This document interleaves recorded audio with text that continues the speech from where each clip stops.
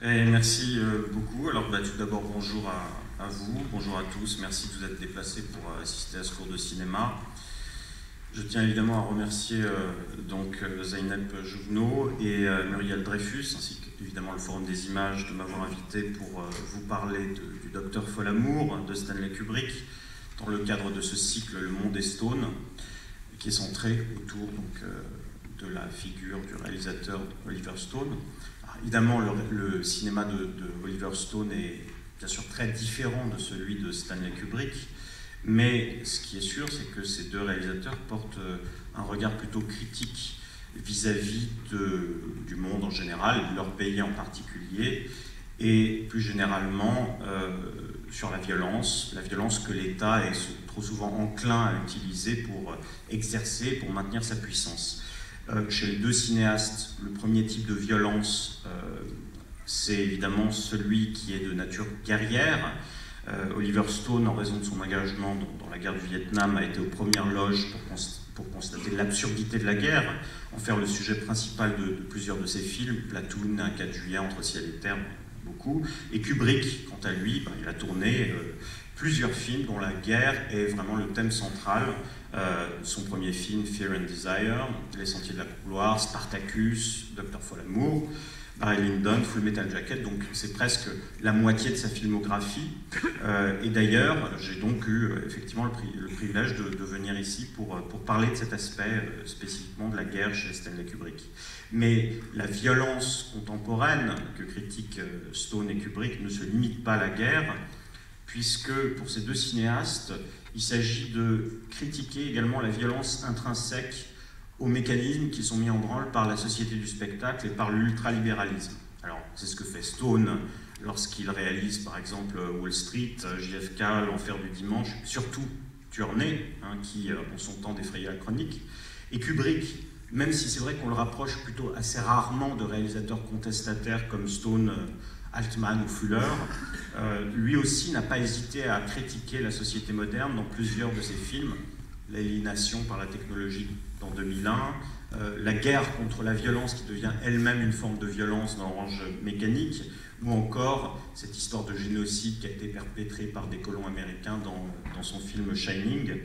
Et donc, il paraît assez même naturel de rapprocher non pas tout l'univers, évidemment, qui sont très dissemblables, très différents de Stone et de Kubrick, mais en tout cas un film, Tuernay, qui sans doute, avec sa stylisation baroque, de l'ultraviolence, sa critique aussi très baudrillardienne des médias de masse, et de leur propension à recycler la violence pour l'esthétiser, s'inscrit clairement dans ce sillon qui a déjà été tracé par Kubrick dans Orange Mécanique. Et de fait, il est question dans Orange Mécanique de l'ultraviolence qui est associée au plaisir esthétique, qui en découle presque, et surtout d'un processus pervers, quasi fasciste, par lequel l'État va tenter de maîtriser la violence, de métaboliser par le prisme des médias, des manœuvres politiciennes, l'ultraviolence. Mais le sujet, évidemment, qui nous préoccupe aujourd'hui pour mon plus grand bonheur, c'est le Docteur Folamour de Stanley Kubrick. Alors ce film, c'est l'un de mes premiers grands chocs cinématographiques. Je me souviens que je l'avais découvert vers l'âge de 13 ans en allant au ciné-club de mon lycée, et que j'avais été vraiment fasciné par cette vision de Kubrick. Alors à l'époque, ce n'était pas tant la menace nucléaire qui faisait écho à mes préoccupations, ni d'ailleurs à celle de mes camarades, c'était plutôt l'incroyable puissance de cette farce cauchemardesque qui adoptait un ton résolument décalé pour parler de la guerre.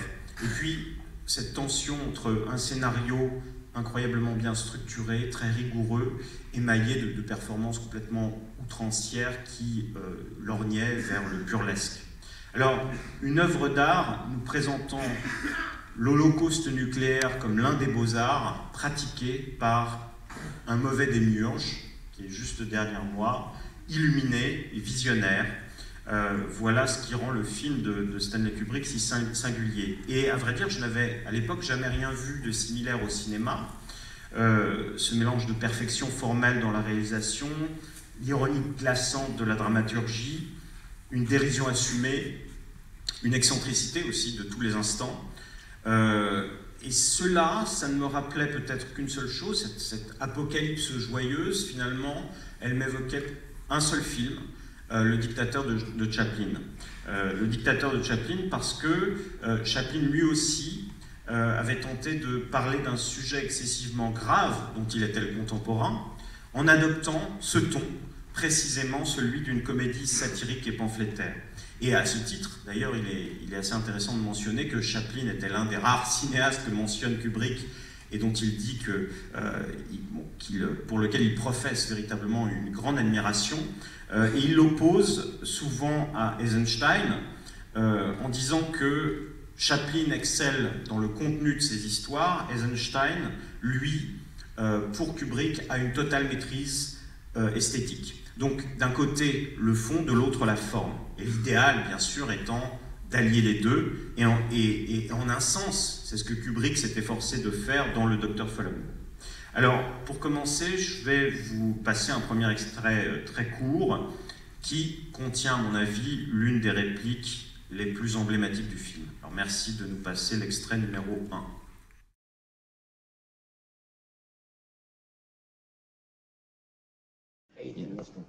What did you say? I said Premier Kissoff is a degenerate atheistic Mr. President, I formally request that you have this ignorant brute. Well, I'm sorry, Mr. President, I think they're trying the number. You filthy bully, you filthy guy! I've tasted tobacco before, eh? You war-mustering bully! Gentlemen, you can't fight in here. This is the war room. Mais donc, vous avez compris, en tout cas, de quoi il est question. Messieurs, vous ne pouvez pas vous battre ici, c'est la salle de guerre. C'est une réplique géniale qui traduit d'ailleurs déjà le goût de Stanley Kubrick pour l'oxymore, celui des yeux grands fermés, celui de l'orange mécanique, mais une réplique qui, en dépit de son apparente absurdité, exprime avec une rare pertinence ce qui est finalement le paradoxe de la guerre contemporaine dématérialisée, abstraite, à cause de la dissuasion nucléaire. Il ne s'agit plus pour les États de se faire la guerre, mais de l'empêcher à tout prix. Et je l'ai déjà souligné, le film de Kubrick va alterner des scènes comiques comme celle-ci et des scènes hyper-réalistes. Alors, on peut y voir des combats filmés de manière documentaire, le cockpit d'un bombardier B-52 qui est reproduit dans ses moindres détails, cette fameuse salle de guerre dont on parlera plus tard, mais qui est plus vraie que nature, et qui donne vraiment l'impression que notre destin, le destin du monde, est confié à une poignée de généraux déments, de policiers tordus, de scientifiques génocidaires. Donc on est dans de beaux draps, et Docteur Folamour, s'il n'est pas un film réaliste, en tout cas, a pour ambition de mettre au jour l'absurde propension des hommes à l'autodestruction. Alors, il permet de rire de l'apocalypse, mais on peut dire qu'il ne nous offre pas une catharsis satisfaisante. Je rappelle le titre évidemment ironique, Docteur Folamour, ou Comment j'ai appris à ne plus m'en faire et à aimer la bombe. On aime cette bombe qui est chevauchée par un Texan hystérique.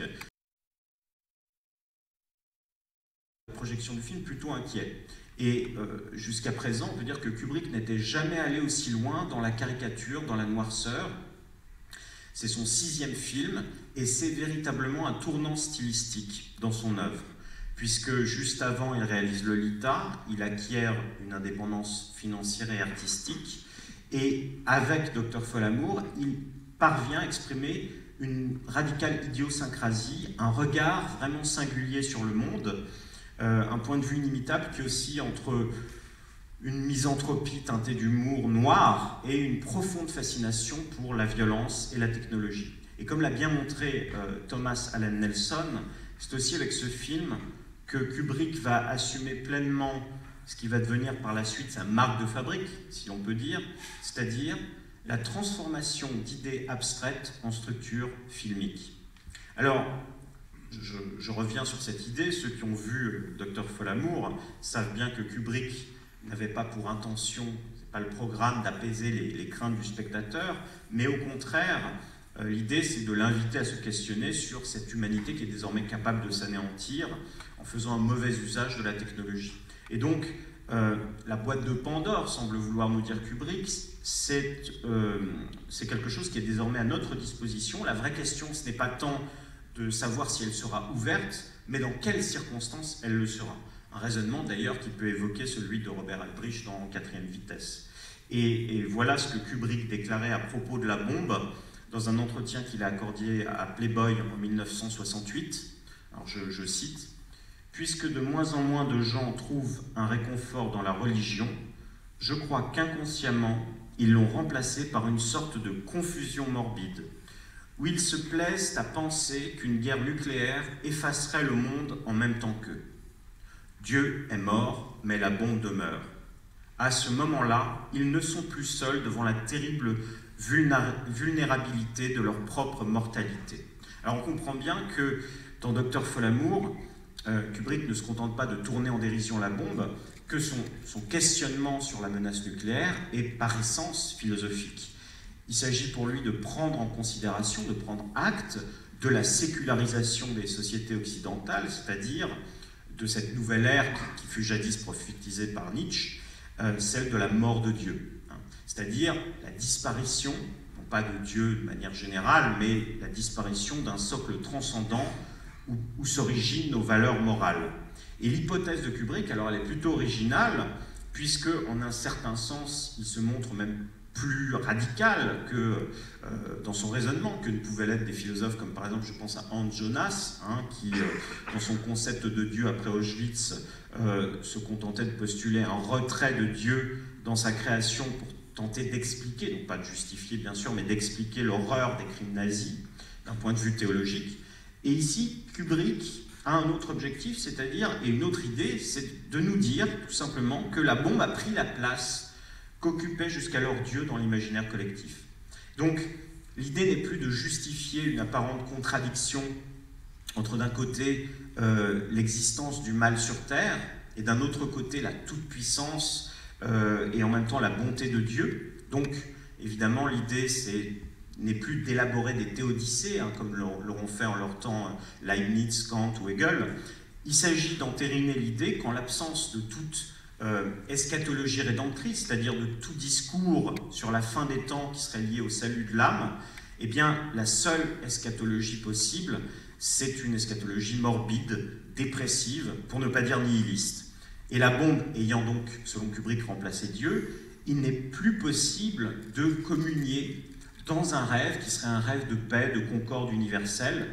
Vanité des vanités, dirait peut-être l'Ecclésiaste. En tout cas, la seule communion possible, d'après ce que dit Kubrick lui-même, c'est une communion dans un anéantissement total, une mort qui égaliserait nos destins, qui nous consolerait de notre finitude. Et on se souvient du fameux épilogue de Barry Lyndon, qui reformule très synthétiquement la même idée. Ce fut sous le règne du roi George III que ces personnages vécurent et se querellèrent, bons ou mauvais, beaux ou laids, riches ou pauvres, ils sont tous égaux maintenant. Et donc cette idée obsédante, cette peur des conséquences matérielles, spirituelles de l'avènement d'une technologie capable de détruire l'humanité tout entière, c'est vraiment quelque chose qui a obsédé Stanley Kubrick après le tournage de Lolita, comme le rapportent plusieurs personnes, et notamment son associé James Harris. Alors, il est vrai que la perspective d'un holocauste nucléaire avait été renforcée par la logique de dissuasion mise en place après la fin de la Seconde Guerre mondiale, et on sait que pendant la guerre froide, la catastrophe a été évitée de justesse à de multiples reprises. Le principe de la dissuasion nucléaire, je le rappelle très brièvement, consiste à prévenir l'utilisation de l'arme nucléaire en utilisant un raisonnement de type conséquentialiste, c'est-à-dire de dire que le coût de la guerre nucléaire excéderait de loin les bénéfices qu'on pourrait en retirer, qui est un raisonnement plutôt imparable à condition que les dirigeants soient raisonnables, c'est-à-dire à condition que les dirigeants optent pour un comportement rationnel en laissant de côté leurs affects. Un raisonnement qui semble avoir été en fait si efficace à notre époque que nos craintes relatives à l'apocalypse nucléaire se sont considérablement émoussées. Le cinéma hollywoodien s'en est même presque désintéressé pour lui préférer d'autres peurs plus actuelles, plus à même de séduire le public.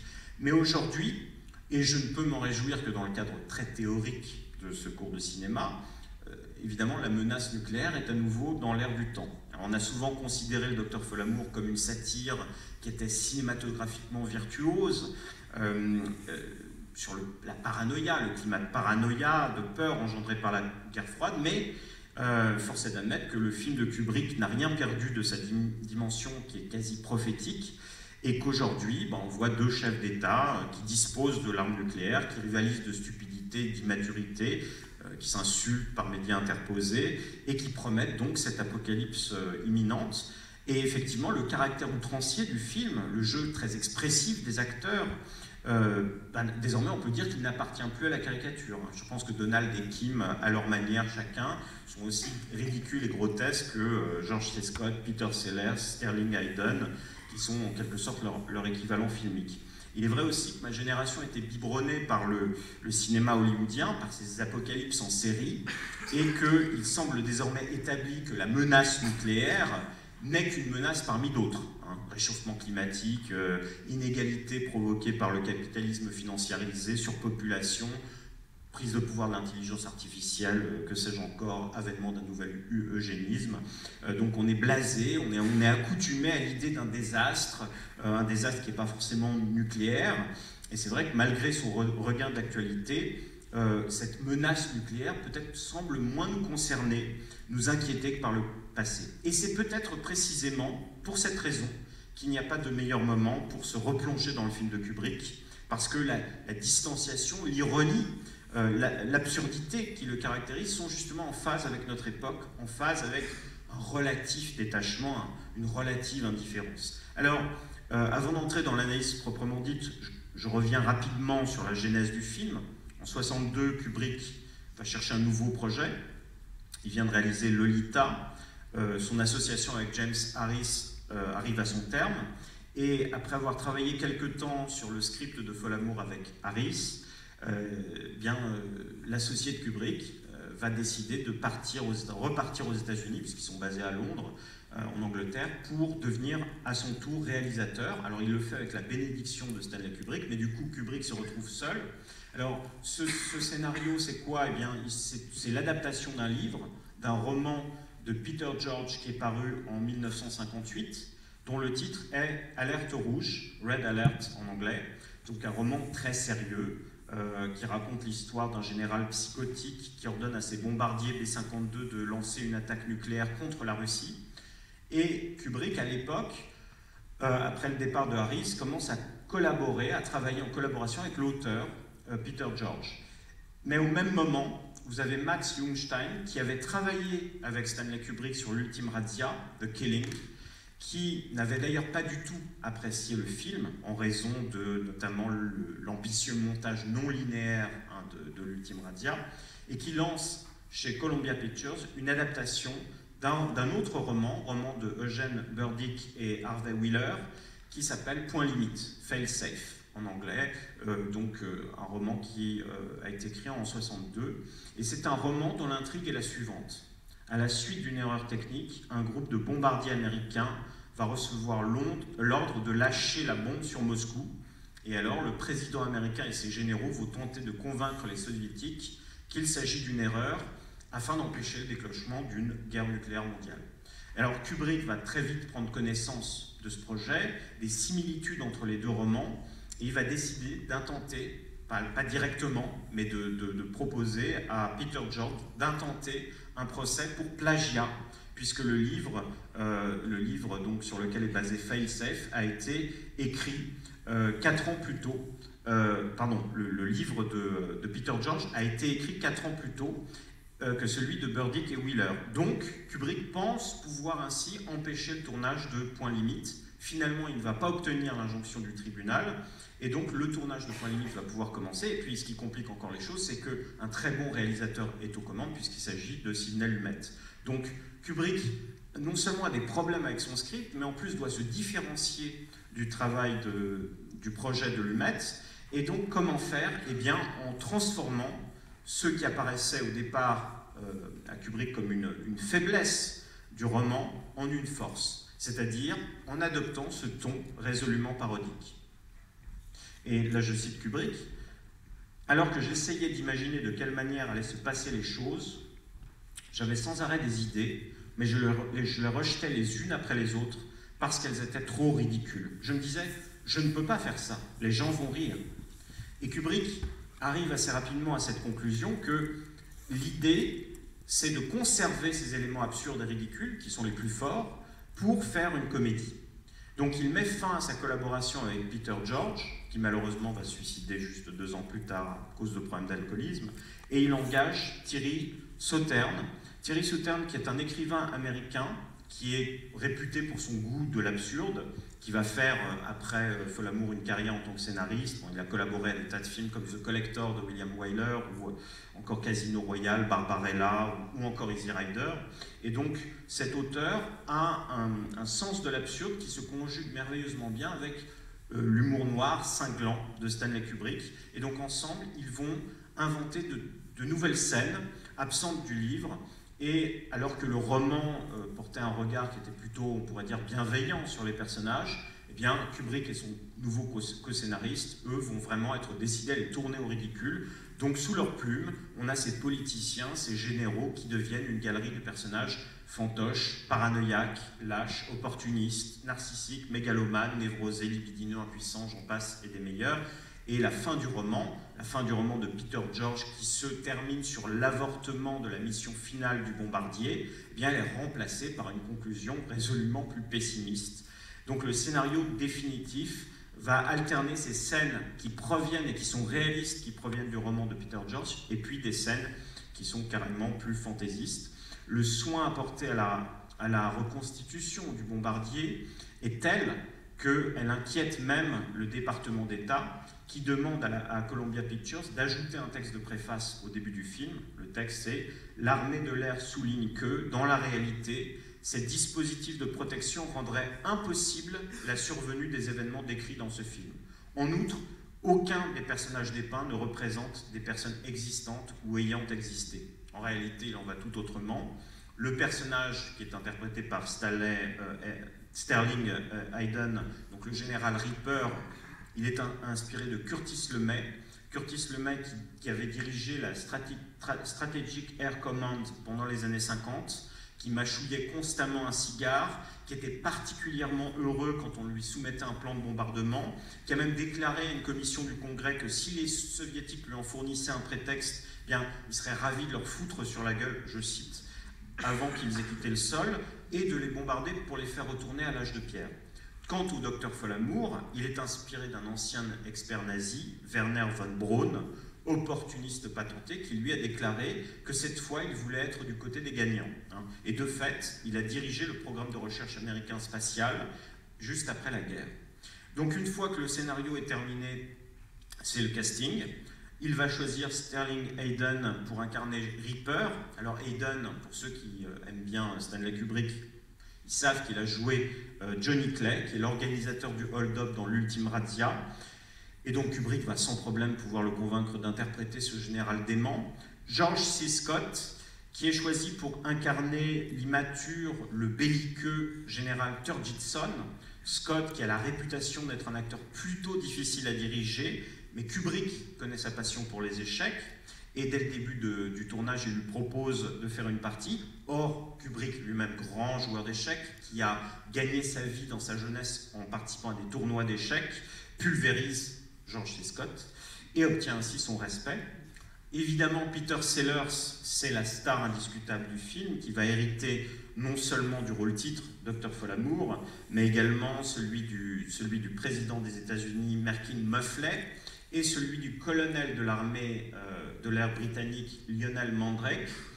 Il avait déjà, Peter Sellers, collaboré avec Kubrick dans Lolita, où il interprétait Claire Quilty, personnage pervers, manipulateur, qui travestissait sa personnalité, qui incarnait plusieurs rôles, notamment celui d'un docteur Zanf, qui est une sorte d'ébauche du docteur Folamour. Alors Sellers était réputé pour son incroyable talent d'acteur de composition, capable de changer d'accent comme de chemise, et donc Kubrick lui fait jouer des rôles multiples, ce qui s'inscrit tout à fait dans la tradition des films anglais, comme par exemple le fameux Noblesse oblige, de Robert Hammer en 1949 avec Alec Guinness, qui incarnait pas moins de 8 rôles, 8 personnages différents, dont une femme d'ailleurs. Et à l'origine, Kubrick envisageait même de confier à Sellers un autre rôle, celui du Major Kong. Mais suite à une, dit-on, blessure à la cheville, il y a renoncé. Alors certains affirment que c'est en sortant de sa limousine que Sellers s'est fait la blessure, et puis d'autres affirment que cette blessure est survenue lors d'une dispute, survenue donc sur le plateau de tournage avec Stanley Kubrick. Bref, ce rôle doit être confié à quelqu'un d'autre. Alors il pense à John Wayne, qui trouve le scénario, qui lit Dr. Folamour, mais trouve le scénario too pinko, c'est-à-dire trop gauchiste. Et finalement, c'est l'acteur texan Slim Pickens qui que Kubrick avait rencontré sur le tournage du film de Marlon Brando, La Vengeance aux deux visages, qui va hériter de ce rôle de Kong et qui va donner la performance de sa carrière. Alors, je ne m'étends pas sur les excellents collaborateurs qui constituent l'équipe technique. Le chef opérateur Anthony Harvey, qui avait filmé le générique iconique de Lolita, hein, les pieds qui sont peints par James Mason, et qui avait été aussi le monteur de Lolita, et puis le décorateur Ken Adams, qui est déjà très célèbre pour son travail extraordinaire sur James Bond contre Dr. No. Le tournage, il est initialement prévu à New York, mais ça va être le début de cette phase qui ne va plus... En fait, c'est le début de Kubrick travaillant en Angleterre, puisqu'il va décider de tourner ça au studio Shepperton, qui sont donc situés près de Londres. Et pour filmer l'attaque de la base aérienne de Burpelson, Kubrick va utiliser des extérieurs des studios. Il va juste accrocher des panneaux de propagande militaire, puis c'est une technique qu'il va utiliser à nouveau plus tard, bien plus tard, quand il va réaliser Full Metal Jacket, puisque son film sur la guerre du Vietnam, eh bien, il tournait dans une ancienne usine à gaz de Beckton, qui est une petite ville située au bord de la Tamise. Alors, les images de la première équipe sont terminées à la fin du printemps 63. Kubrick, il est censé projeter son film aux critiques de cinéma le 22 novembre 63. Le problème, c'est le jour où JFK, Kennedy, s'est fait assassiner à Dallas. Donc, Kubrick est forcé d'annuler l'avant-première. La sortie du film va être décalée, ce qui va laisser d'ailleurs à Kubrick le temps de changer une réplique, puisque Kong déclare à son équipage qu'il pourrait passer du bon temps à Dallas. Dallas devient dans la version finale Vegas. Le film va sortir finalement en fin janvier 64, et Kubrick, pour cette sortie, va superviser une campagne de publicité qui est assez novatrice, puisqu'on a des spots télé assez originaux, on a une affiche de film dont le visuel est inspiré plutôt de la bande dessinée, voire de la caricature de presse, et plutôt que des traditionnelles photographies. Et puis vous avez ce fameux calculateur de poche de radioactivité qu'utilise Folamour à la fin du film, qui va être intégré au matériel promotionnel, donc commercialisé, distribué dans les cinémas comme un gadget. Kubrick, Sellers, Scott sont trop timides, très peu enclins à se prêter eux-mêmes à l'exercice promotionnel. Donc Kubrick va envoyer le Major Kong, c'est-à-dire Slim Pickens, pour présenter le film. Major Kong, qui est l'archétype du Texan avec son accent à couper au couteau, son look de cow-boy, qui va passer au Tonight Show, donc c'est la grande émission du moment, et qui va faire une forte impression, du coup, à cause de cette personnalité un peu excentrique. Alors contrairement à Lolita, Dr. Folamour ne va pas rencontrer de problème avec la censure, mais comme tous les films suivants de Kubrick, il va y avoir un accueil, sinon houleux, du moins un petit peu contrasté, puisque le cinéaste voulait plaisanter avec la bombe à une époque où tout le monde n'était pas prêt à en rire. Le film sort donc le 30 janvier 64. Vous avez les néo-maccarthistes qui accusent Kubrick de crypto-communisme. Vous avez beaucoup d'esprits conservateurs qui considèrent que cette œuvre est suspecte, antipatriotique. La farce, malgré tout, est politiquement neutre, puisque les représentants des deux blocs sont également ridicules, hein, mais elle véhicule une image de l'Occident qui n'est pas forcément très avantageuse. Et puis Folamour renvoie, bien sûr, beaucoup de gens à la fameuse crise cubaine de 62, qui est encore très présente dans les esprits. L'influente critique Pauline Kael va se déchaîner contre le film. Vous avez Bosley Crowthers, qui est critique au New York Times, qui va publier un article assassin, où il qualifie le film de sick joke, c'est-à-dire de blague malsaine. Et fait peu courant, quelques mois plus tard, il va revoir le film et publier une nouvelle critique, cette fois élogieuse, où il reconnaît s'être trompé. Alors, malgré sa noirceur, malgré ses critiques que j'ai mentionnées, le film va être un grand succès, le public va lui faire un triomphe, et le docteur Folamour va même être nominé aux Oscars, 4 Oscars, dont celui de meilleur film. Et au fil des années, le film va remporter de nombreux prix internationaux. Il a été distingué par l'American Film Institute comme l'un des 100 plus grands films américains réalisés au cours du 1er siècle de cinéma. Donc maintenant, on va pouvoir s'intéresser à quelques séquences du film pour tenter d'explorer ses principaux thèmes, à savoir la guerre, ensuite la technique, et pour finir, le rapport entre Eros et Thanatos, c'est-à-dire le principe de plaisir et l'instinct de mort. Alors la guerre d'abord, pour Stanley Kubrick, joueur d'échecs émérite, pour qui le monde est comme un vaste damier, un vaste plateau d'échecs, il observe avec un certain détachement, et il observe bien ces forces qui s'y affrontent, et cela est particulièrement évident, bien sûr, dans le Docteur Folamour, où la salle de guerre est véritablement le miroir de ce monde agonistique, de ce monde en état de guerre perpétuelle. Alors le paradoxe qu'on a déjà souligné, c'est qu'il est interdit de se battre dans la salle de guerre, parce que ce qui intéresse Kubrick dans Folamour, c'est moins la guerre en tant que telle que la bêtise de ceux qui la font. Et Folamour n'est d'ailleurs pas un film de guerre à proprement parler, plutôt un film sur la guerre. Donc merci de passer l'extrait numéro 2, où on va voir comment précisément la guerre se déploie dans Folamour, sous quelle forme précisément. Uh-huh. Listen, do you happen to have the phone number on you, Dmitri? What? I see. Just ask for Omsk information. I'm sorry too, Dmitri. I'm very sorry. All right, you're sorrier than I am. But I am sorry as well. I am as sorry as you are, Dmitri. Don't say that you're more sorry than I am, because I'm capable of being just as sorry as you are. So we're both sorry, all right? All right. Yes, he's right here. Yes, he wants to talk to you. Just a second. Товарищ председатель, говорит Осадский. Да? Да. Что? Они уже начали. Нет. Не может быть. Дураки! До свидания. What? What is this? What? The fools, the mad fools. What's happened? The doomsday machine. Voilà, nous voilà dans la salle de guerre en compagnie du président Muffley, du général Turgidson et de l'ambassadeur Sadetsky.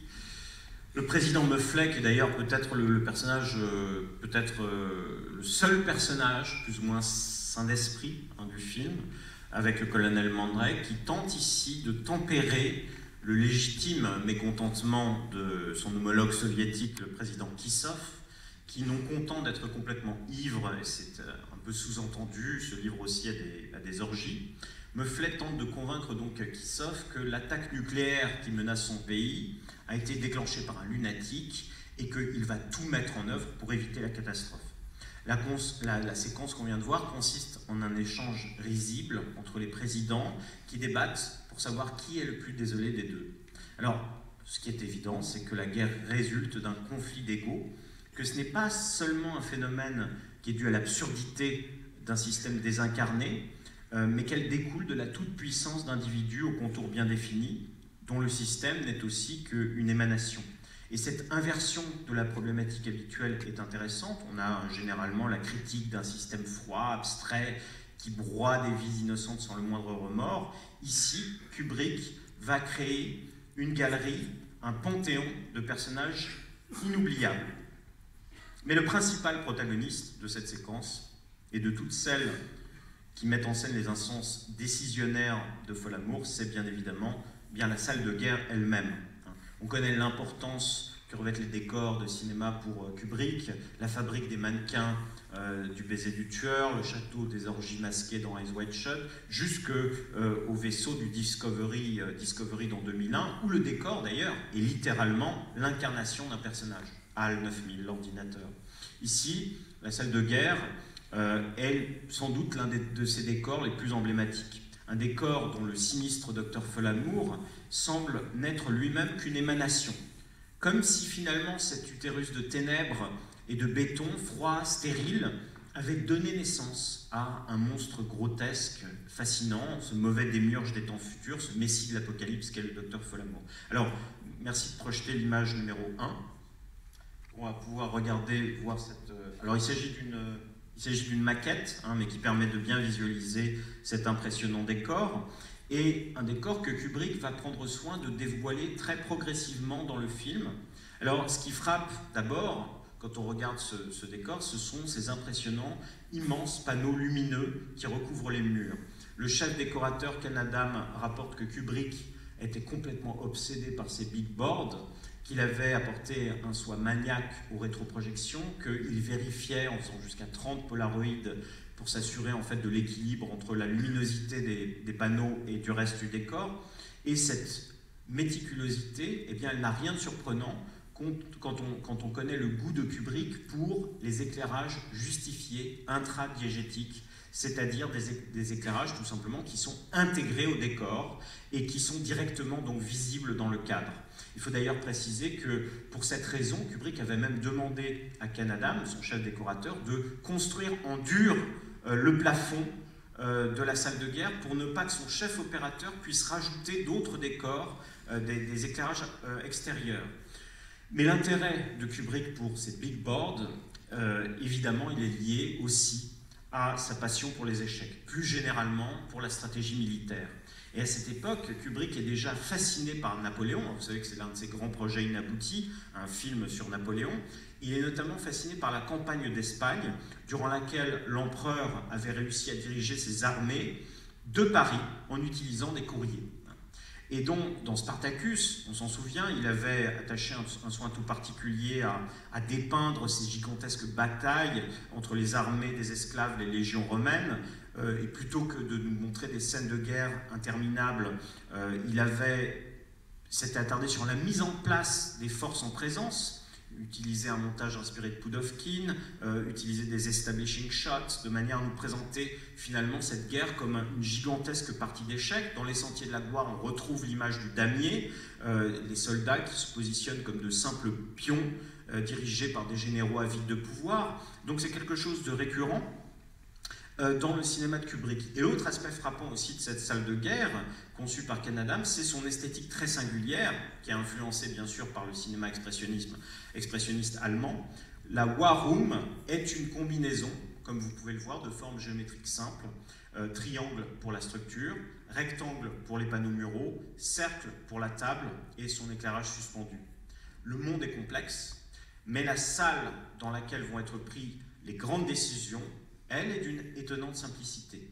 Sa conception épurée nous permet de voir un lieu fantasmatique qui va devenir un des motifs récurrents de l'univers du réalisateur. Parce que cette salle du Pentagone est en fait un lieu panoptique, une sorte de techno-aleph qui condense toutes les informations géostratégiques et qui, théoriquement, permet d'exercer un contrôle total sur le monde. Donc le fantasme de tous les dictateurs, en somme, et même de tous les chefs d'État. D'ailleurs, Ken Adam rapporte qu'en arrivant pour la première fois au Pentagone, Ronald Reagan a demandé où se trouvait la fameuse salle de guerre du docteur Folamour. Et évidemment, il se vit répondre que c'était une pure invention de Stanley Kubrick. Alors, cette thématique du regard panoptique, ubiquitaire, on va la retrouver dans les films suivants de Kubrick, HAL 9000 dans 2001, Alex dans Orange Mécanique, l'hôtel Overlook dans Shining, ne se contente pas simplement d'observer la réalité, mais ambitionne aussi de la transformer en ayant recours à la violence. Alors merci de projeter l'image numéro 2.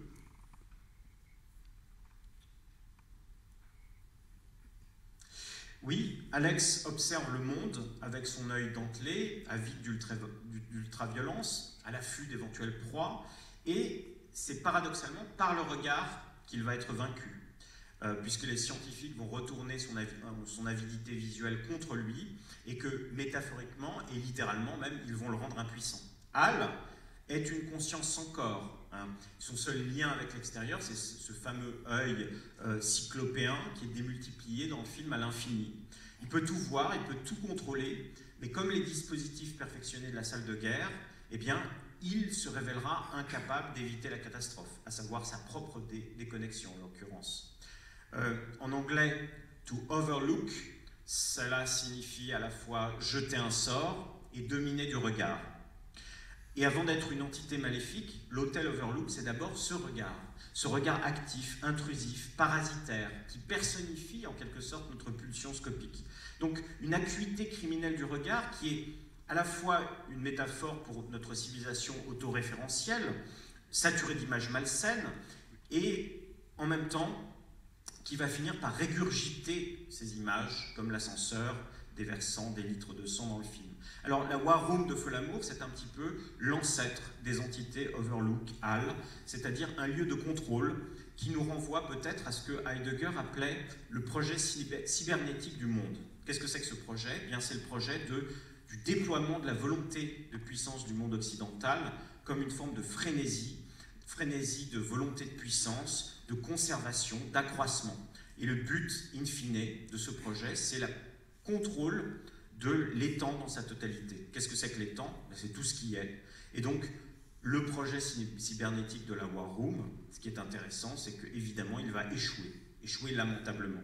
L'incident nucléaire qui a été causé par le général Ripper aurait pu être circonscrit si, de leur côté, les Russes n'avaient pas mis au point la Doomsday Machine, qui est mentionnée à la fin de cet extrait, et qui est en fait un autre projet cybernétique, un autre mécanisme de contrôle absolu, un mécanisme implacable qui est conçu pour déclencher une apocalypse nucléaire au moindre incident, et qui est évidemment impossible à arrêter. Alors tout ça est bien tragique, mais il ne faut pas perdre de vue que dans Folamour, plus que jamais peut-être chez Kubrick, la destruction va revêtir aussi une dimension ludique. Le film est en noir et blanc, mais Ken Adam rapporte que Kubrick, malgré tout, voulait que la table de la salle de guerre, où sont prises toutes les décisions, elle soit verte. Pour Kubrick, rapporte Adam, cela signifiait que l'action de tous ces décideurs s'apparentait à une partie de poker où l'enjeu était le sort du monde. La guerre est une partie de poker ou une partie d'échecs. C'est un jeu, aux conséquences certes tragiques, mais un jeu tout de même. Alors, Dr. Folamour n'est pas le seul film où Kubrick va s'intéresser à la guerre froide. Elle est également présente, cette guerre froide, en toile de fond, dans 2001, l'Odyssée de l'espace. Et je pense qu'il n'est pas inintéressant de comparer la manière dont Kubrick traite ce sujet dans les deux films. Alors pour ça, on va passer l'extrait numéro 3.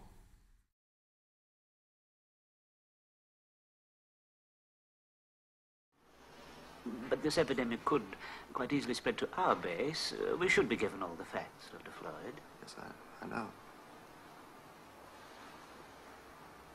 As I said, I'm not at liberty to discuss it.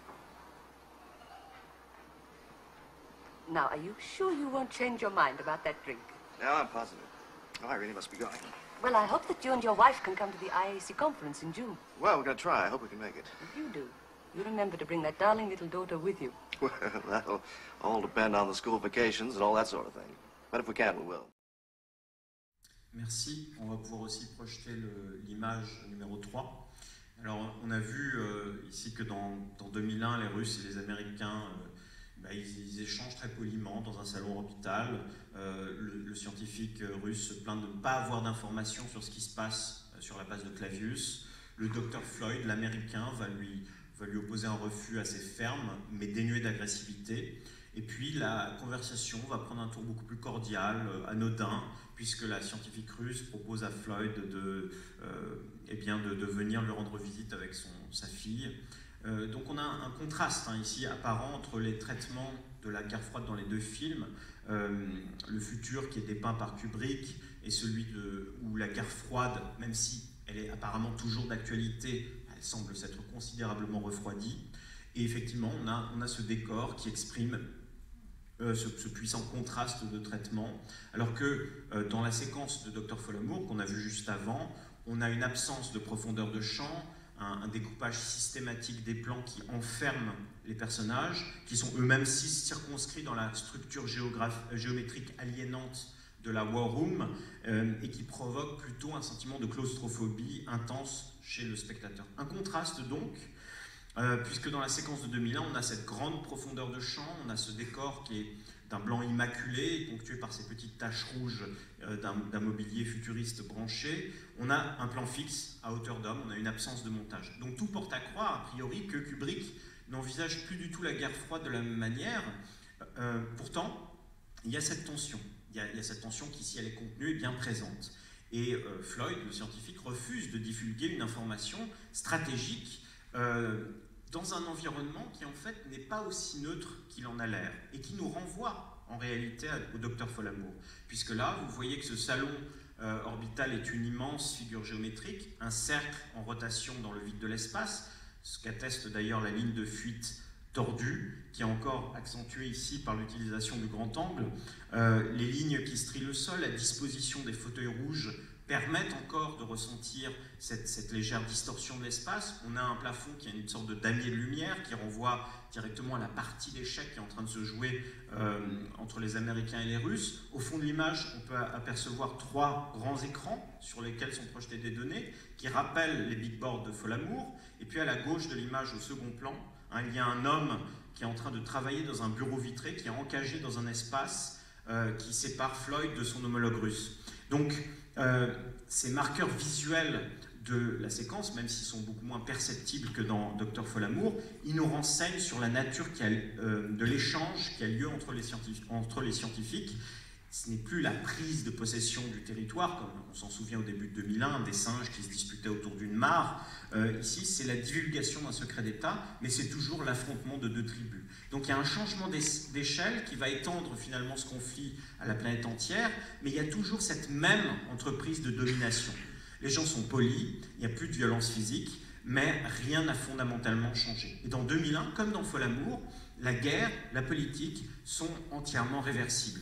Le vernis de la civilisation, ce n'est pas le contraire de la barbarie, il n'est pas là pour masquer, pour juguler la violence, mais au contraire pour la rendre plus efficiente, pour lui conférer en tout cas l'apparence de la rationalité.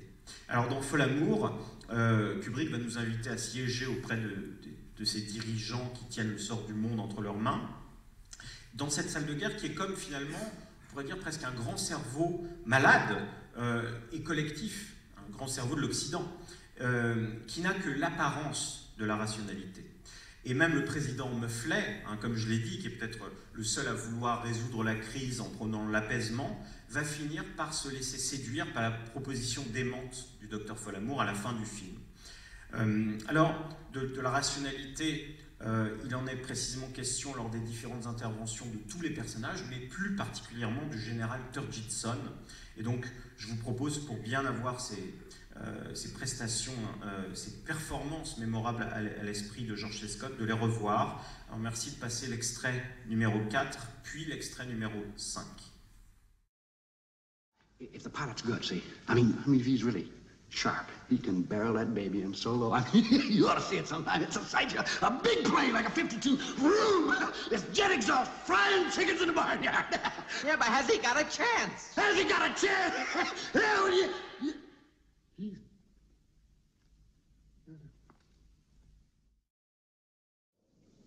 Mr. President,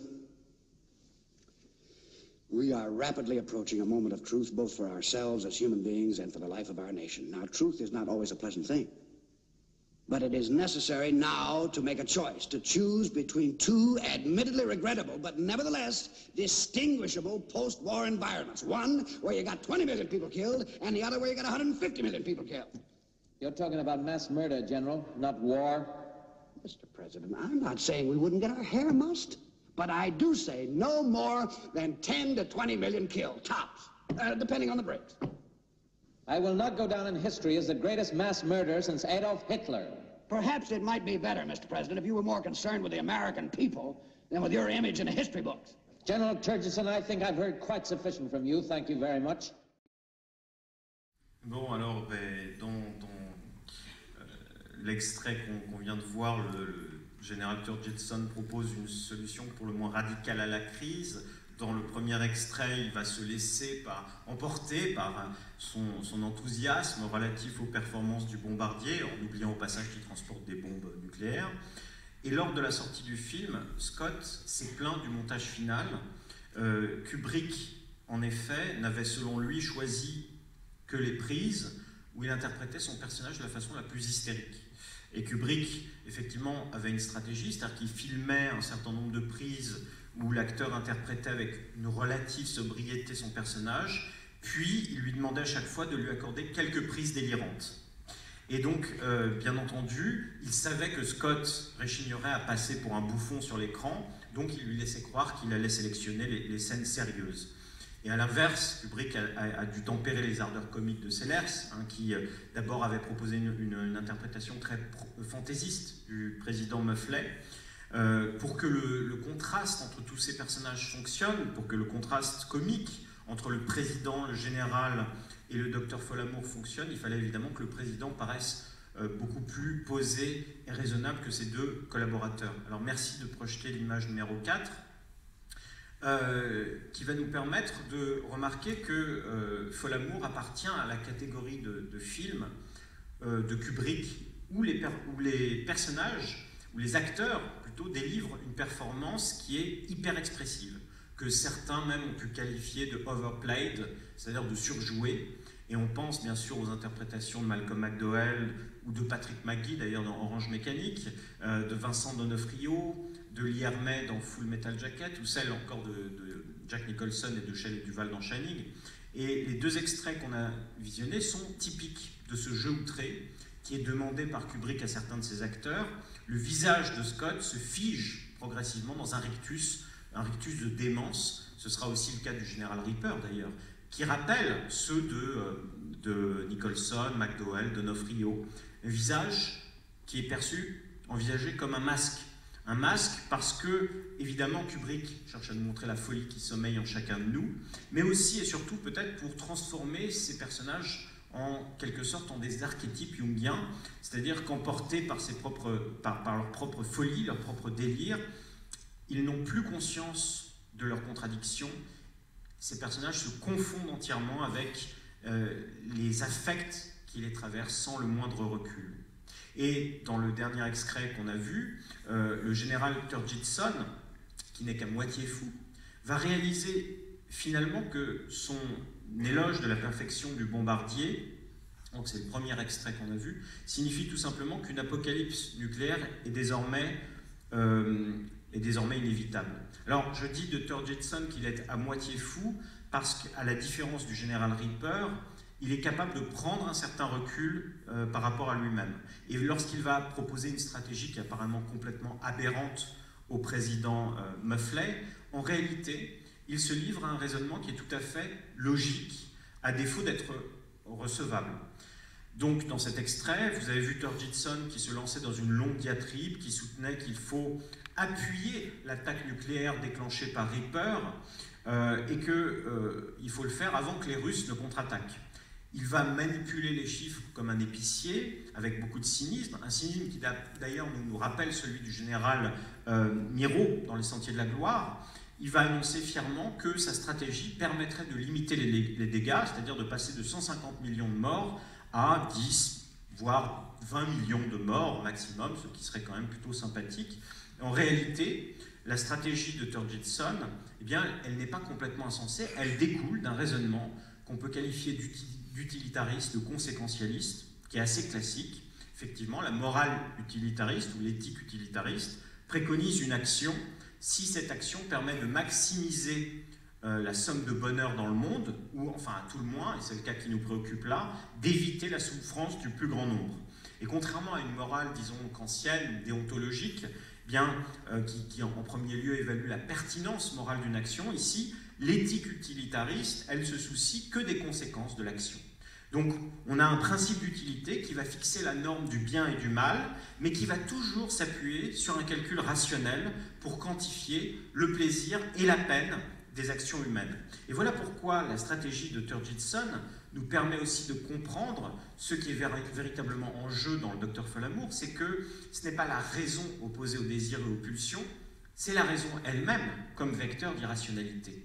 Et donc chez Kubrick, on pourrait presque dire que le sommeil de la raison n'engendre pas les monstres, mais c'est un certain usage de la raison qui produit un monde cauchemardesque. Une raison sans conscience, une raison calculante, dans une civilisation qui a été dépossédée de ses valeurs spirituelles, comme dirait Heidegger, qui va conduire à la catastrophe.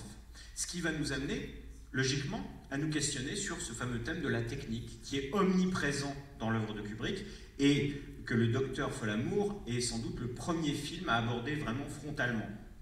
Alors, le colonel Mandrake, qui plus tard va faire tout ce qu'il y a en son pouvoir pour empêcher l'Holocauste nucléaire, va au début du film, c'est le tout début du film, il va recevoir l'ordre fatidique de Reaper.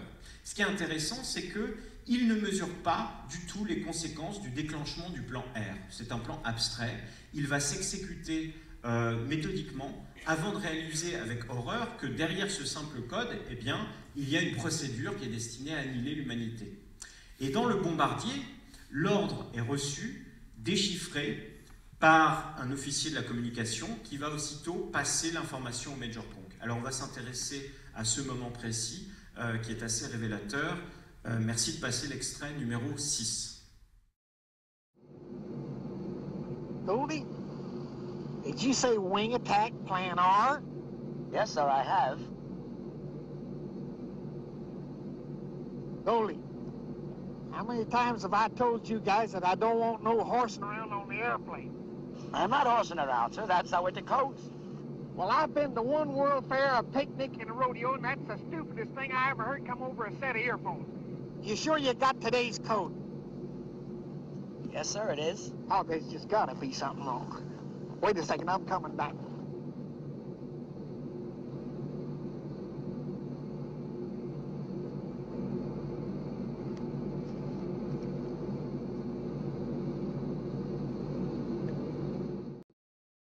Voilà, alors, comme dans 2001, où l'ordinateur HAL 9000 va inventer une panne d'antenne, l'antenne qui permet en fait aux astronautes de communiquer avec la Terre pour les assassiner. Ici, la technique semble, dans Folamour, conspirer vraiment à la destruction de l'humanité. Et effectivement, c'est parce que ce bombardier B-52 va se couper entièrement du monde extérieur qu'il va être impossible d'annuler l'ordre du général Reaper. La mise en scène de la séquence, à ce titre, assez intéressante. Avant 2001, Kubrick est déjà très attentif aux environnements sonores. D'ailleurs, il est le premier, sans doute d'ailleurs l'un des seuls cinéastes à avoir vraiment pris au sérieux à la lettre le fait que le son ne se propage pas dans l'espace. On se souvient de la manière dont il a utilisé cette donnée pour rendre ces séquences dans l'espace saisissantes. On se souvient du fort contraste entre le vide de l'espace et la respiration amplifiée des astronautes qui emplissait tout le champ sonore. Ici aussi, Kubrick se montre particulièrement soucieux de la restitution d'une ambiance sonore réaliste. On a le bruit assourdissant qui règne dans le bombardier, qui oblige en fait les hommes à utiliser des micros et des écouteurs qui sont logés dans leur casque pour communiquer. Mais Kubrick ne se contente pas d'être réaliste, puisqu'il utilise en fait cette contrainte pour exprimer ses thèmes dans la mise en scène. Alors la séquence fonctionne en alternance de deux plans qui ne sont pas des champs contre champs, mais qui nous permettent d'accéder aux deux emplacements distincts du bombardier où se trouvent les hommes. Et on a encore du mal à ce stade à saisir la grandeur de ce bombardier. Alors, merci de projeter l'image numéro 5. Image numéro 5, où on va voir donc, vers la fin de la séquence le Major Kong qui va se lever de son siège.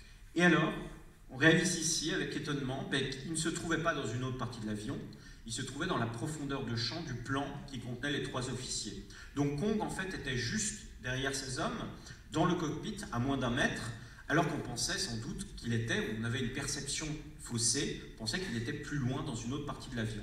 Une ruse de mise en scène qui est presque imperceptible, mais qui contribue en fait à donner au spectateur le sentiment que ce bombardier est beaucoup moins grand qu'il n'avait imaginé au départ, et qui va procurer un sentiment d'enfermement, presque d'étouffement, qu'on ressent sans vraiment pouvoir l'analyser. Et donc c'est un principe de compartimentation qui correspond aussi d'une certaine manière à celui de la dissuasion nucléaire, puisque les individus, comme les informations, sont maintenus en vase clos. Alors, cette stratégie de l'isolement, Kubrick va l'adopter en fait dans l'ensemble du film, aussi bien dans la structure narrative que dans la mise en scène, puisqu'on a 3 histoires parallèles qui se déroulent donc dans 3 lieux distincts. On a le bunker de la War Zone, on a la base de Blur-Pelson, on a le bombardier B-52, qui sont des lieux confinés, des sortes de huis clos, et à mesure que le film progresse, ces lieux deviennent de plus en plus autarciques. Une salle de guerre ne semble avoir ni entrée ni sortie, le bombardier va couper ses communications, se rétrécir comme je l'ai montré, la base elle aussi va se couper du monde extérieur, et même sous l'ordre de Reaper, elle va engager un combat contre sa propre armée. Et donc pour renforcer ce sentiment d'isolement, pour désolidariser les différents lieux, Kubrick va interrompre l'action très souvent à des moments décisifs de la narration en utilisant un montage parallèle. Et aussi, pour les différencier, il va utiliser 3 styles distincts, c'est-à-dire grand angle et mouvement d'appareil soigné dans la base, série de plans fixes pour morceler, découper l'espace dans la war room, et utilisation systématique de la caméra à l'épaule, comme on a pu le voir dans le bombardier. Donc en dépit des apparences, les hommes, et c'est ce qu'on voit dans cette séquence, ne sont plus vraiment maîtres de leur environnement. En fait, le langage de la technique a supplanté le langage humain, et on peut dire qu'ici, comme dans d'autres films de Kubrick, les hommes se contentent d'être des fonctionnaires de la technique. Et pour s'en convaincre, il suffit d'observer le soin maniaque avec lequel Kubrick s'est efforcé de retranscrire les procédures effectuées pour rendre ces bombes opérationnelles. Merci de projeter l'extrait numéro 7. DSO ready. Bombardier ready, sir. Bomb fusing, master safety on, electronic, barometric, time and impact. Bomb fusing master safety's on, electronic, barometric, time and impact. Fuse for ground burst, delay factor, yellow 3. Fuse for ground burst, delay factor, yellow 3. Bomb fusing circuits 1 through 4, test. Bomb fusing circuits 1 through 4 test, lights on. Bomb arming test lights on 1 through 4. Bomb arming test lights on 1 through 4. Engage primary trigger switch override. Primary trigger switch override. Engage. Track indicators to maximum deflection. Track indicators to maximum deflection. Detonator set to 0 altitude. Detonator set to 0 altitude. Release first safety. First safety released. First safety. Release second safety. Second safety released. Second safety. Voilà, donc la séquence dure encore, mais on se limite à ça pour dire que en fait, cette déréalisation qui est induite par le langage codé va transformer donc, ces individus en simples rouages d'une mécanique qui va les dépasser, qui va les contrôler. Et l'une des vertus du docteur Folamour, dès lors, c'est de mettre au jour la nature intrinsèquement abstraite du monde de la technique. On avait dit qu'il y avait cette galerie, cette panthéon de personnages incroyables, mais il y a aussi ce monde de la technique qui est mise en lumière ici. Et effectivement, non seulement la technique ne permet pas à l'homme de s'émanciper de ses instincts primaires, mais en plus elle va le projeter dans une sorte de forêt de codes dont la profusion va complètement oblitérer sa vue d'ensemble pour le cantonner à des tâches qui ne sont pas signifiantes, des procédures techniques où on a le pourquoi qui passe toujours, on a le comment qui passe toujours avant le pourquoi. Et donc une chaîne de commandement qui est si vaste, si complexe, que l'homme ne peut plus se positionner en son sein, et qui est finalement donc le corollaire de cette traduction en langage codé d'un acte de guerre. Ça devient cette terrifiante perte de réalité. Et dans son film suivant, dans 2001, auquel je me réfère beaucoup, puisqu'il y a beaucoup d'échos entre 2001 et Dr. Folamour, eh bien, Kubrick poursuit cette réflexion. Donc on va visionner l'extrait numéro 8 pour voir ce que devient ce langage codé.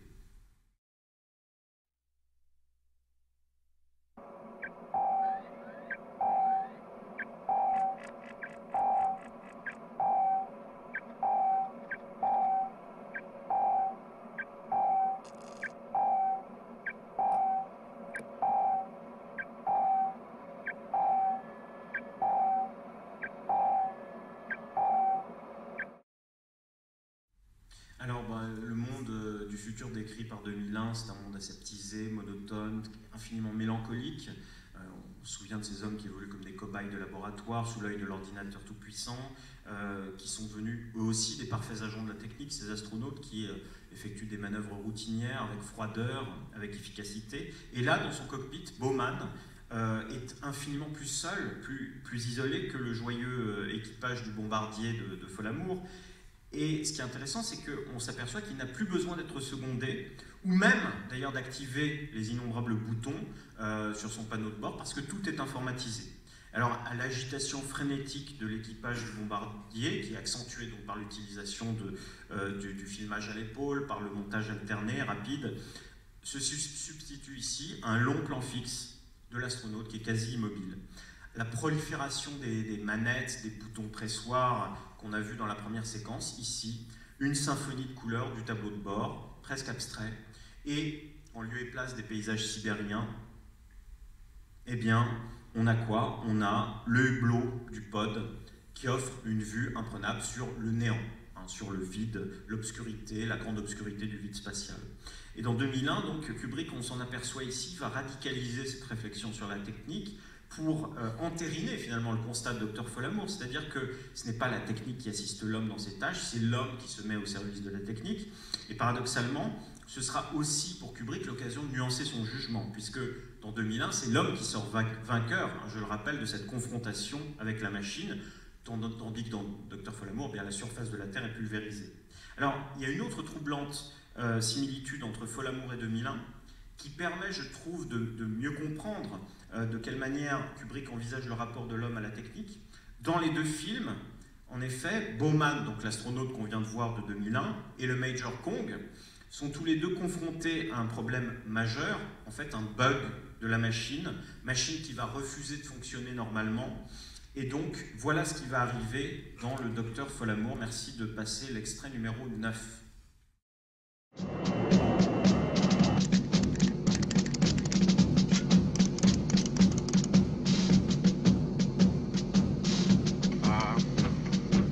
Still negative, sir. The operating circuits are dead, sir.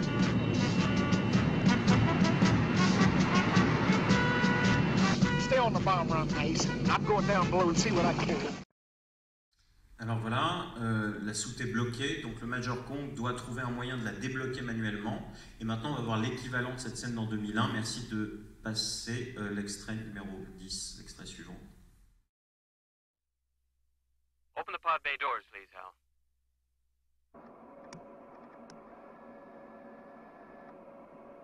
Hello, Hal, do you read me?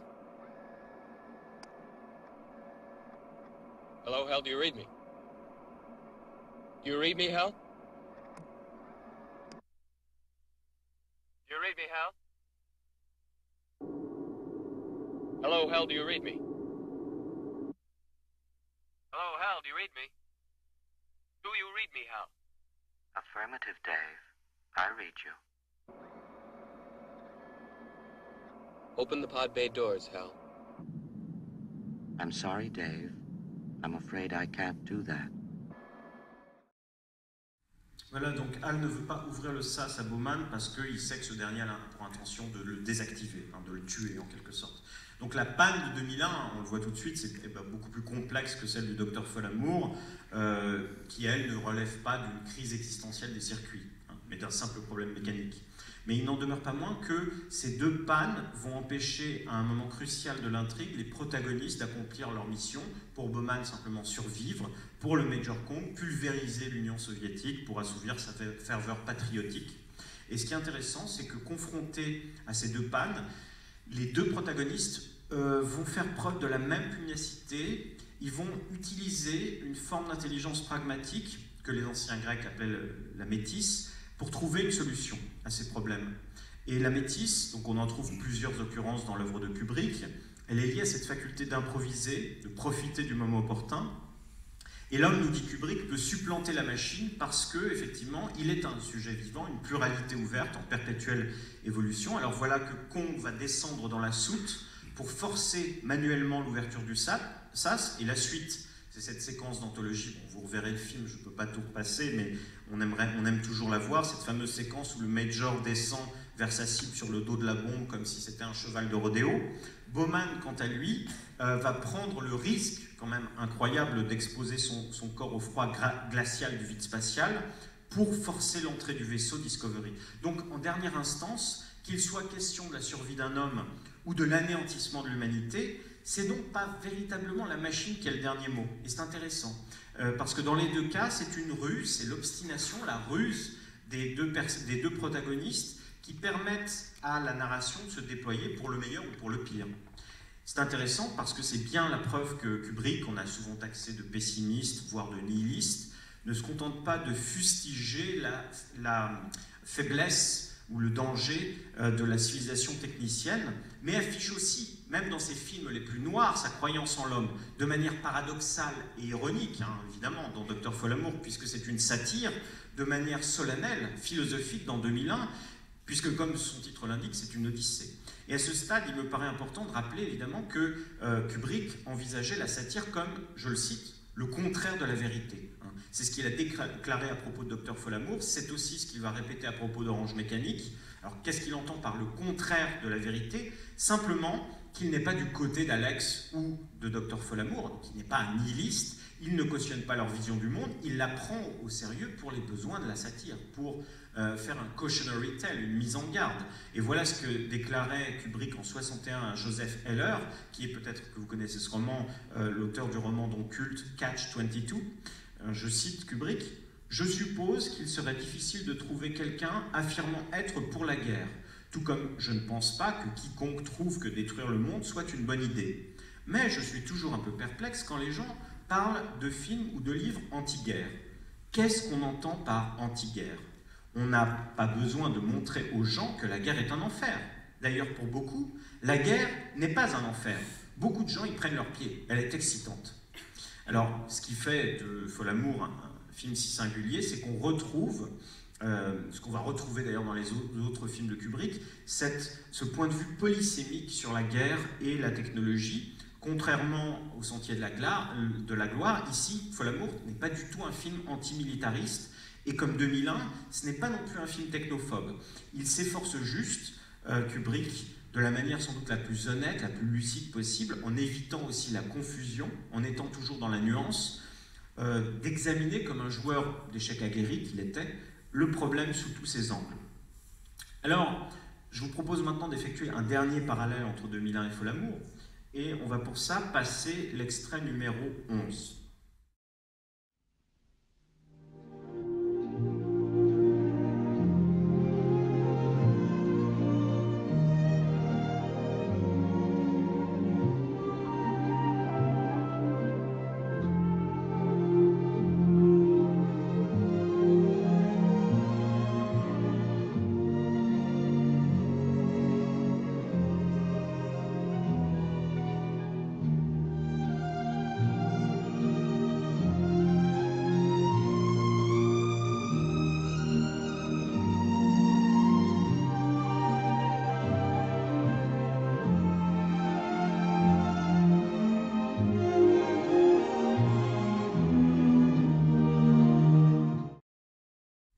Alors en post-production, Kubrick a pris la décision de créer donc un générique assez original.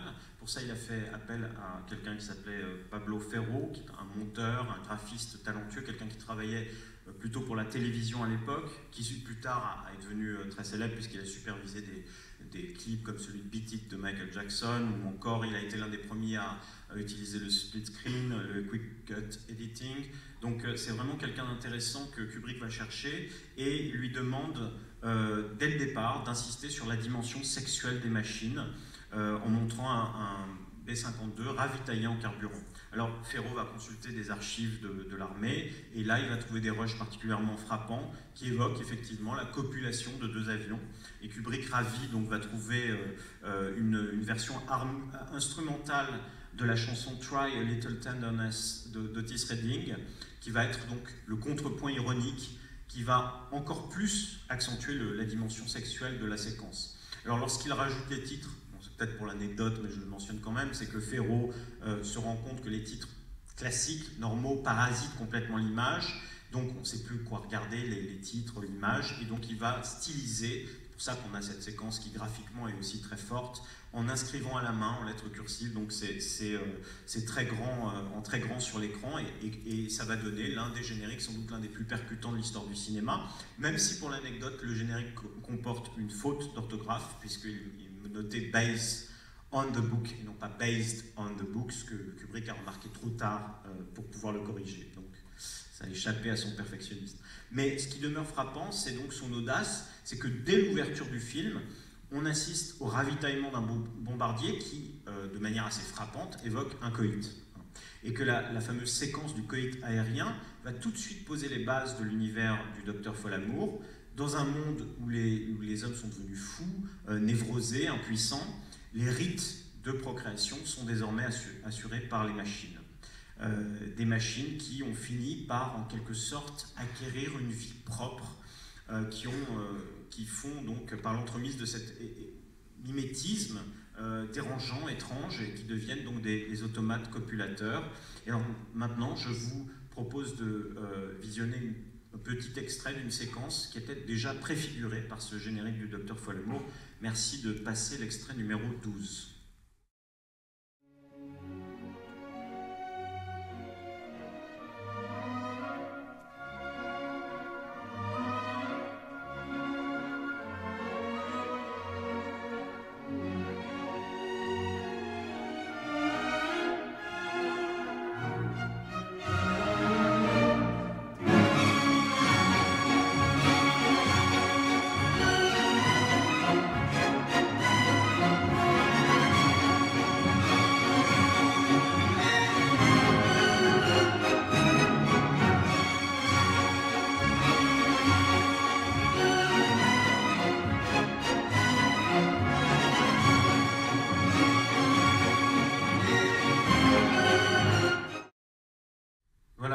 C'est la fameuse séquence de 2001 où l'espace et les machines sont présentées de façon grandiose, très solennelle, notamment avec ces mouvements de caméra qui semblent être en apesanteur, qui ont eu cette amplitude, cette majesté, et qui sont encore accentués donc, par la musique de Strauss.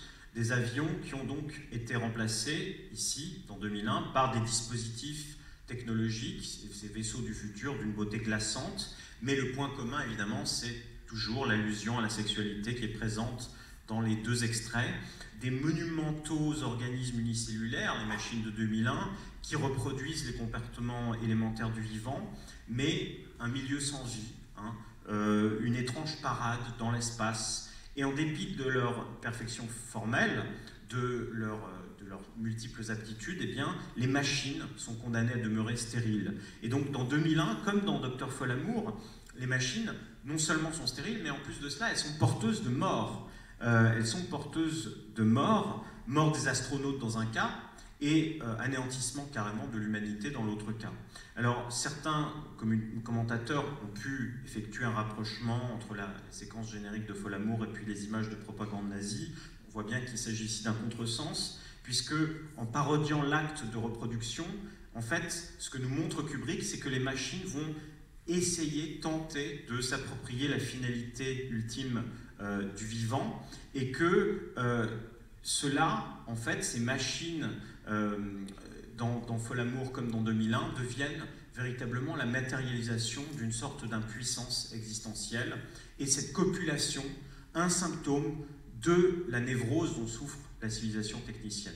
C'est pourquoi Eros et Thanatos se livre à une danse échevelée dans le Dr Folamour, dont les allégories sexuelles multiples constituent d'ailleurs l'un des aspects les plus remarqués, les plus débattus du film. Donc, on va en parler de cet Eros et Thanatos. Merci de passer l'extrait numéro 13. It's incredibly obvious, isn't it? A foreign substance is introduced into our precious bodily fluids without the knowledge of the individual, certainly without any choice. That's the way a hardcore commie works. Jack, listen, tell me, Jack, when did you first develop this theory? Well, I first became aware of it, Mandrake, during the physical act of love. Huh. Yes, a profound sense of fatigue, feeling of emptiness followed. Luckily, I was able to interpret these feelings correctly. Loss of essence. Huh. I can assure you it has not recurred, Mandrake. Women sense my power, and they seek the life essence. I do not avoid women, Mandrake. Yeah. But I do deny them my essence. Yes.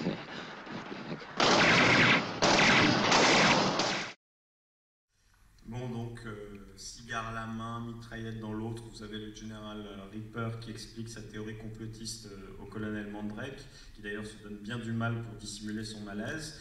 Et Reaper donc refuse sa précieuse essence aux femmes et en quelque sorte fait de l'abstinence la contrepartie de son hyper-virilité.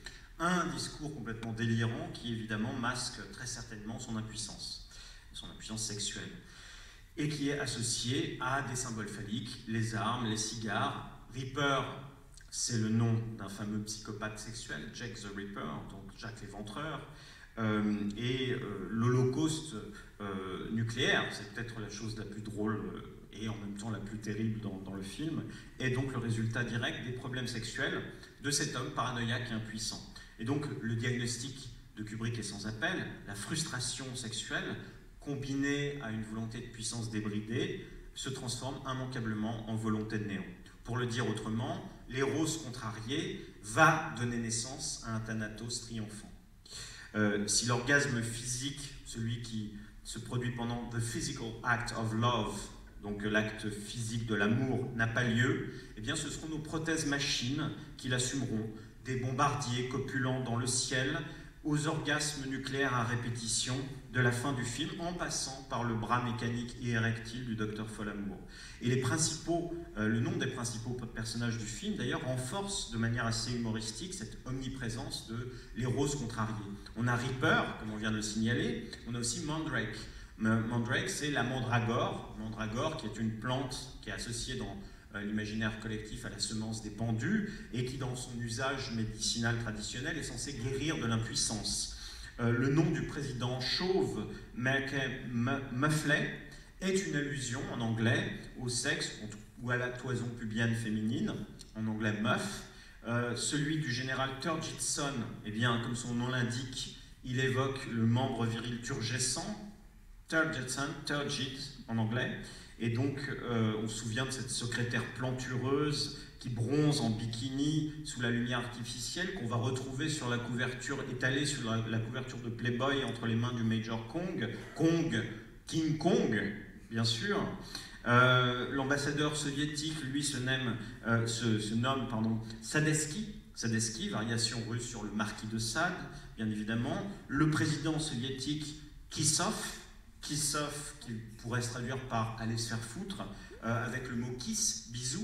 Le colonel Bat Guano, qui surprend Mandrake dans le bureau de Reaper après le suicide de ce dernier, qui porte un nom qui évoque pour le coup plutôt des excréments animaux, puisque Bat Guano, si on le traduit littéralement, c'est fiente de chauve-souris. Et évidemment, le docteur Folamour lui-même, Dr. Strangelove, est habité par cet amour étrange, amour de la technologie, mais aussi amour de la destruction massive. Donc tous ces personnages de Folamour qui sont, de par leur nom, de par leur comportement, l'expression d'un dérèglement sexuel, mais Reaper et Folamour, sans doute les plus emblématiques, et l'impuissance de Reaper, évidemment métonymique de celle de la civilisation occidentale, qui devient le moteur d'une volonté de néant d'autant plus inarrêtable, inexorable, qu'elle est relayée par la technique. Donc de ce point de vue, le diagnostic de Kubrick pourrait, en un sens, être rapproché de celui, et il a déjà été, de Freud, dans Malaise dans la civilisation, un livre qui est paru en 1930, que Kubrick avait très certainement lu, et dans lequel, je le rappelle, Freud postule que la civilisation occidentale est édifiée sur le renoncement pulsionnel, par le truchement des normes sociales, c'est-à-dire que les normes sociales nous empêchent de nous livrer à nos plus bas instincts, le viol, le meurtre, l'adultère, que sais-je, et donc, en même temps, elles donc garantissent notre sécurité, mais elles engendrent une frustration qui va se transformer évidemment en pulsion de mort. Et par opposition à ce type d'humanité domestiquée, civilisée, viciée, on pourrait même dire, on a, et que chacun des protagonistes dans le film illustre chacun à leur manière, on a Nietzsche qui propose un type de philosophe-artiste qui serait capable de surmonter ces frustrations, ce nihilisme d'un monde privé de fondement. Or, ce surhomme nietzschéen, dont la force, la puissance se définit en relation avec l'art, eh bien, c'est un être vigoureux, un être sain, un être respectueux de son propre corps. Alors là, les artistes, écrit Nietzsche, quand ils valent quelque chose, sont forts, physiquement aussi, débordants, des animaux vigoureux, sensuels, sans une certaine surchauffe du système sexuel, un Raphaël ne serait pas concevable. Et Ripper, Turgidson, Folamour ne sont évidemment que des grotesques parodies de ce surhomme vigoureux, grimaçants, convulsés. Ils ont le corps d'hommes qui sont incapables de maîtriser leur instinct et qui sont en plus singulièrement dénués de cet esprit de légèreté qui était si cher à Nietzsche. Le problème, ce n'est pas tant d'avoir des troubles sexuels, être un obsédé comme Turgidson ou un impuissant comme Ripper. Le problème, c'est d'être dans l'ignorance, dans le déni complet de ces troubles. Et le général Jack D. Ripper va dissimuler son impuissance en accusant donc les femmes de vouloir lui voler sa précieuse essence, les communistes de vouloir empoisonner les fluides vitaux des Américains, et donc il lance cette attaque contre les Russes en utilisant ses avions phalliques, les B-52, pour faire une démonstration de sa virilité, mais surtout pour se prouver sans doute que cette virilité est toujours intacte, sa propre virilité. Alors, on a une frustration qui est engendrée par la conscience diffuse qu'a la civilisation occidentale de sa stérilité, c'est-à-dire la détresse qu'elle éprouve du fait de la dévaluation de toutes les valeurs et qui va opérer donc cette conversion de la volonté de puissance en néant de volonté, et puis finalement en volonté de néant. N'ayant plus accès à la volonté de puissance, c'est-à-dire finalement à la force de générer des valeurs adhérentes à la vie, l'homme désœuvré du règne de la technique va préférer tout anéantir, plutôt que d'admettre qu'il est lui-même la cause du tarissement de la volonté de puissance. Et donc c'est ce refus d'admettre la détresse, que Heidegger va appeler la détresse de l'absence de détresse, qui va devenir cette volonté de néant, et qui va se déployer par le monde de la technique dans l'arsenal de destruction massive. Mais l'histoire ne s'arrête pas là, évidemment, puisque, à défaut d'un happy end, Kubrick nous propose aussi un avant-goût de ce à quoi va ressembler notre futur. Alors, on va voir cette fameuse séquence, puisque je garde le meilleur pour la fin, où Folamour nous expose son plan délirant pour sauver l'humanité, et vous remarquerez au passage que l'acteur Peter Bull, qui interprète l'ambassadeur russe Sadevski, a bien du mal à retenir, si vous l'observez, son fou rire provoqué par les pitreries de Peter Sellers. Alors merci de passer l'extrait numéro 14. But look here, Doctor, wouldn't this nucleus of survivors be so grief-stricken and anguished that they'd, well, envy the dead and not want to go on living? No, sir. Excuse me.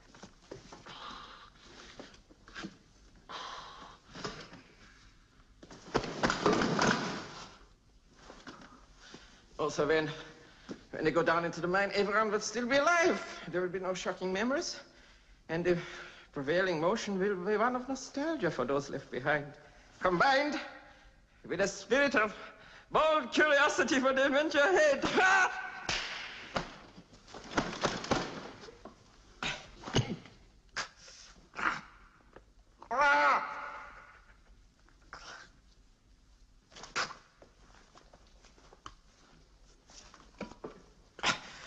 Doctor. You mentioned the ratio of 10 women to each man. Wouldn't that necessitate the abandonment of the so-called monogamous sexual relationship? I mean, as far as men were concerned. Regrettably, yes. But it is, you know, a sacrifice required for the future of the human race. I hasten to add that since each man will be required to do prodigious service along these lines, the women will have to be selected for their sexual characteristics, which will have to be of a highly stimulating nature. Voilà, donc d'abord, plutôt isolé du processus de rationalisation qui a lieu au centre de la War Room sur la grande table ronde, Folamour devient le protagoniste central qui va détourner d'ailleurs les protagonistes, les chefs militaires de la table ronde pour endosser dans cette séquence un rôle quasi messianique, le Moïse de la fin des temps, qui ne se contente pas de prêcher la sauvegarde d'un peuple d'élus, des survivants qui seraient d'ailleurs sélectionnés par ordinateur, mais qui va aussi envisager de superviser leur reproduction pour engendrer une nouvelle race de surhommes, pourquoi pas. Évidemment, une logique qui n'est pas sans déplaire au général Turgidson. En 1934, Hermann Rausching, qui était membre du Parti national-socialiste, va écrire un livre qui s'appelle « La révolution du nihilisme », après avoir essayé de lutter sur place contre ses anciens amis. Il explique dans ce livre pourquoi il s'est détourné du parti nazi. Et voilà ce qu'il écrit. « N'avons-nous plus le choix qu'entre la disparition et la conquête, comme le dit Junger, le monde entrera-t-il dans l'anarchie, condition absolue d'une nouvelle création? Si l'anarchie est vraiment la pierre de touche des valeurs indestructibles, qui subissent joyeusement l'épreuve au milieu de la destruction générale. » Donc Rausching se demandait si le chaos, engendré par ce qu'il appelle la révolution nihiliste sans doctrine, c'est-à-dire le nazisme à ses yeux, pouvait permettre l'émergence de nouvelles valeurs. En gros, fallait-il une table rase pour que, du non-sens, puisse émerger un sens. Et il pressentait que la recherche de valeurs indestructibles pourrait aussi, tout aussi bien, déboucher sur la négation de toutes les valeurs.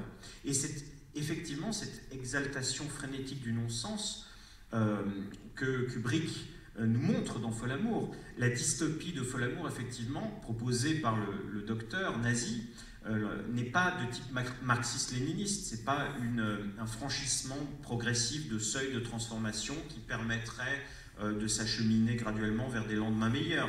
Il s'agit de façonner hic et nunc, un ordre social totalement inédit. Et donc, de ce point de vue, ce que Kubrick appelait d'ailleurs lui-même, de la manière dont il qualifiait le docteur Folamour de comédie cauchemardesque, eh bien, semble prendre le contre-pied de 2001. C'est-à-dire que le progrès semble n'avoir pour corollaire que l'involution de l'homme, c'est-à-dire son retour précipité à l'état d'animal, puisqu'il est censé être condamné à vivre dans des cavernes, à perdre toute maîtrise sur la nature. Mais la vraie particularité du programme totalitaire et eugéniste du docteur Folamour, c'est le fait qu'elle apporte une réponse concrète à la frustration qui est engendrée par la civilisation technicienne. Puisque dans les cavernes du futur, il ne sera question que de copulation frénétique. Et le corps frustré pourra donc enfin exulter. Alors, est-ce qu'il est normal, logique, que ce docteur Folamour, qui est lui-même un pur produit de la civilisation technicienne, devienne le chantre d'un nouvel hédonisme? C'est un paradoxe qui n'est qu'apparent, puisque la guerre des temps futurs, nous dit Kubrick, serait plutôt la guerre entre l'homme et la machine. Plus précisément, ce serait celle de l'homme contre son propre devenir machine. Et le docteur Folamour, de fait, est un être hybride, mi-homme, mi-machine. Comme on le voit dans la séquence, sa prothèse va s'autonomiser de plus en plus, jusqu'à accomplir ce salut nazi, tenter également d'étrangler son maître. Désir, mort, Eros, Thanatos, qui sont aussi à l'œuvre ici, le corps, les affects qui vont être contrariés ou amplifiés par la technique, et on le voit à travers tous ces crampes, tous ces réflexes érectiles du bras de Folamour, qui sont les indicateurs de ces pulsions, de cet instinct de mort qui le traverse. Mais bizarrement, et tout l'intérêt de ce personnage paradoxal, c'est que le malaise dans la civilisation n'est pas vécu par lui comme une tragédie. Au contraire, c'est l'occasion d'une double renaissance, celle de la civilisation elle-même et celle de son propre corps paralytique et malade. Et cette guérison miraculeuse de l'inquiétant docteur Folamour à la fin du film est de ce point de vue une parfaite allégorie du processus techniciste. En effet, il se lève de son fauteuil roulant, dans une sorte d'ultime réflexe érectile, qui va annoncer le grand orgasme nucléaire à venir. Eros et Thanatos inextricablement liés, et dans Docteur Folamour s'expriment donc toutes ces forces réactives qui sont à l'œuvre non seulement dans la société, mais dans n'importe quel individu, et où l'on voit que la civilisation à la fois est créatrice de valeurs et destructrice de valeurs, à la fois rationnelle et irrationnelle. C'est pourquoi si le Docteur Folamour est bien effectivement un film freudien, on peut aussi considérer qu'il est un film jungien. Alors pour finir en beauté, je vous propose de revoir un court extrait de la séquence finale du film.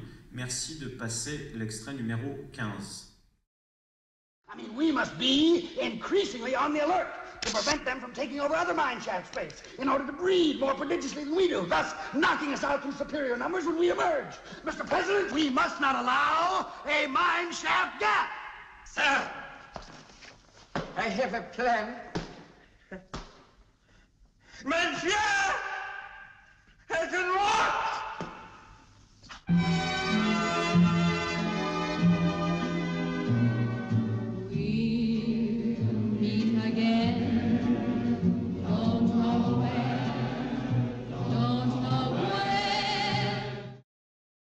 Alors désolé d'interrompre cette merveilleuse séquence. Mein Führer, I can walk. Mon Führer, je peux marcher. Donc l'autre sublime réplique du film. La main prothèse qui menaçait d'étrangler Folamour il y a quelques instants va laisser place aux incroyables capacités d'auto-guérison de ce corps mutant. Et la réplique de Folamour, la réplique finale, signifie que cette irrationalité qui était contenue dans la raison va enfin se libérer et va enfin consacrer les noces de la technologie et de l'organique, de la pulsion de vie et de la pulsion de mort, d'Eros et de Thanatos. Une manière de conclure en fait sur un suspens extatique qui d'ailleurs n'est pas sans rappeler la fin de Orange Mécanique, hein, où Alex retrouve son appétit pour le plaisir, pour l'ultraviolence, après avoir été conditionné par le traitement Ludovico. Donc il y a une libération comme ça pulsionnelle, et Dr Folamour se termine sur cette succession d'explosions nucléaires qui sont accompagnées par la belle chanson de Vera Lynn, We'll Meet Again, on se rencontrera à nouveau. Alors on connaît le génie de Kubrick pour l'utilisation de la bande-son, des musiques en contrepoint de l'image. Ici, l'apocalypse est douce amère. On ne rit plus, mais à la fois on est terrifié, fasciné par la beauté des images de destruction, par ces champignons atomiques, et en même temps on est plongé par la musique de Vera Lynn dans une douce mélancolie.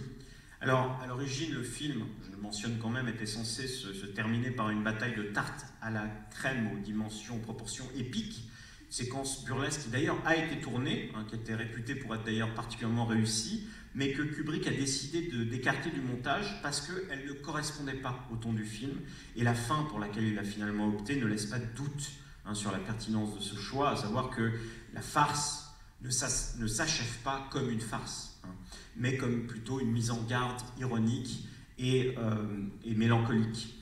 Toutes les civilisations sont mortelles, y compris la nôtre, semble vouloir nous dire Kubrick, et effectivement l'humanité ferait bien de ne pas se voiler la face, d'ignorer en fait, et c'est sans doute la grande leçon du film, de ne pas ignorer la pulsion de mort qui la travaille, sans quoi on peut s'attendre à ce que de nouveaux docteurs Folamour sortent de leur sommeil et profitent de son aveuglement. Voilà, je vous remercie de votre attention.